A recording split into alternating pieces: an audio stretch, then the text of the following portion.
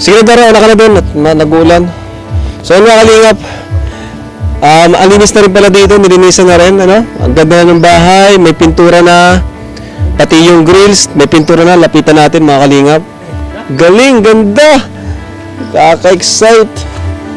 Ang ganda rin po, pinagyan din nila ng ganito, ng ng bato, para hindi magputik dito. Ganda, oh! Angas, grabe. So talagang safe na talaga si Dara. Thank you rin pala kay Tita Honey, sa nag-sponsor nitong grills. Yan, laking tulong po nito. Talagang dahil dito, safe po sila, sila Dara. And thank you rin po pala kay Tita from US. Yan naman ay sa pagbigay ng savings ni Dara na ngayon ay hawak ko. At allowance para papunta sa Baguio. Ayun. Salamat po. So, ayan. Mamaya kausapin si Dara kung makakasama siya sa Baguio. Ang po yung kulang, di ba tayo nakakabili, Ayan. Ito, meron ng grill sa likod. Ayan, Ayan, may bakal na po sa likod. So, ayos. Ganda din pala nilang lock nito, ganyan lang, high-tech, Matibay. Di ba hindi ganito dati? Nagbago na. Oo, grabe. Iba na rin pala ngayon. Ayan. Ay, Dara, anong gusto mong sabihin kasi tapos na itong bahay nyo? Kakulay mo pati itong pader, sige. Anong gusto mong sabihin, Bea? Tapos na anong gusto mong sabihin, Dara, kasi tapos na yung bahay nyo. Grabe. Siyempre po, siyempre po kay Lord and sa mga trabahador po, sobrang sobrang effort po nila sa paggagawa ng bahay. Sobrang ganda po.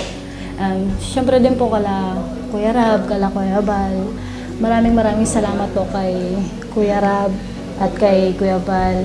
Kung hindi po dahil kala Kuya Bal, wala po tong bahay namin.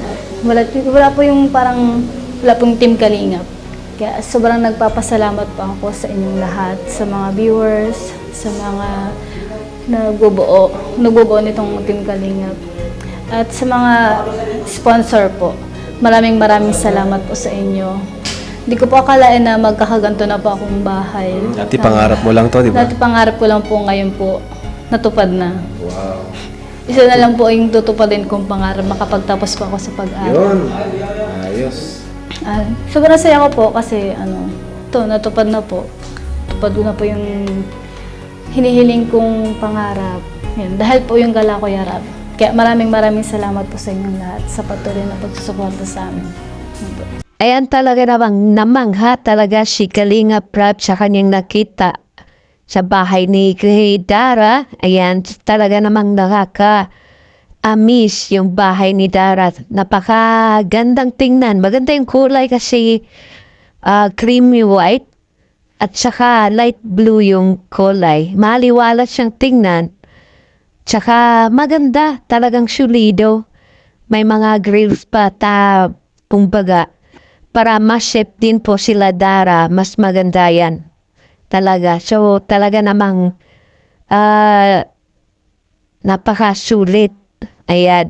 So, maraming salamat po sa mga tumulong at nagpaabot ng tulong kila Dara.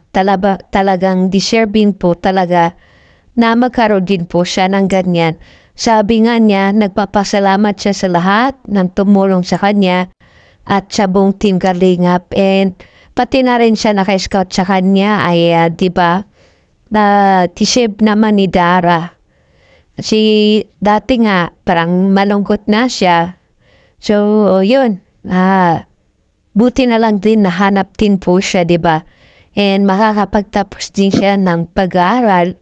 Gawa ng na yun, may susuporta na sa kanya. Hindi tulad dati na hindi natin alam kung makakapagtapos pa siya.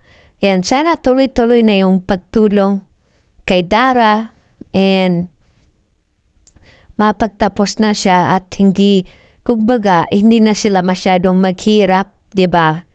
And matupad na rin yung mga pangarap niya.